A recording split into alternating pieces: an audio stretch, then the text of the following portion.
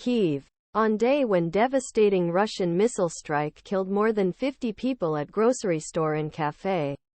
In eastern Ukraine. Visitor asks senior official in his sandbagged office there how his nation can survive this brutal, exhausting war. Get the scoop on news fast with ArrowRight.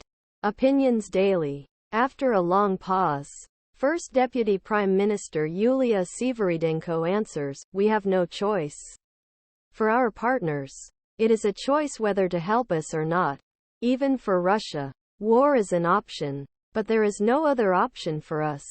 Svyrydenko, who is also economy minister, describes his plans keep the country running through a long and tiring struggle. Loans start businesses and attract refugees home.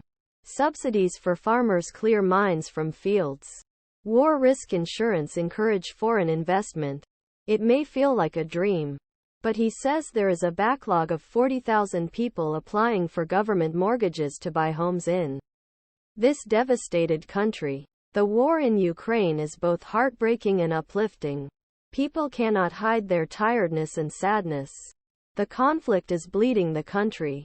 The Ukrainians I spoke to during my 4-day visit know they cannot continue fighting forever for an unachievable victory. But they won't stop either.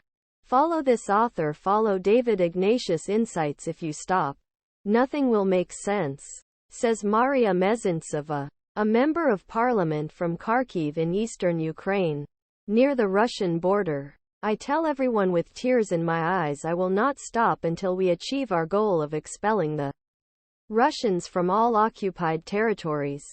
We should be honest, people are tired," former Foreign Minister Pavlo Klimkin says over dinner at a restaurant here. "Last year there was confidence. Perhaps overconfidence. Now people think it's a classic war of attrition. In almost every family, someone gets killed. I am not going to try to sell people an option that won't lead victory. Because this is a personal situation. Hopes that the counteroffensive that began this summer would bring a breakthrough as winter approach did not materialize.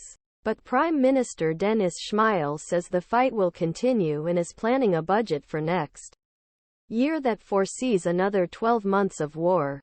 He spoke Wednesday at a meeting with a group from the McCain Institute with whom I traveled here this week. The group included representatives of companies such as Microsoft, Palantir, and representatives of drone manufacturers Fortem Technologies and Skydio, which are helping Ukraine. But Ukrainians are now willing to talk more openly about ways to end the war than during my visits last year. Over dinner with group of parliamentarians in a restaurant on banks of Dnieper River.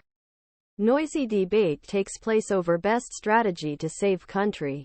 And it is worth describing at length. Opposition member Oleksiy Goncharenko from Black Sea embattled.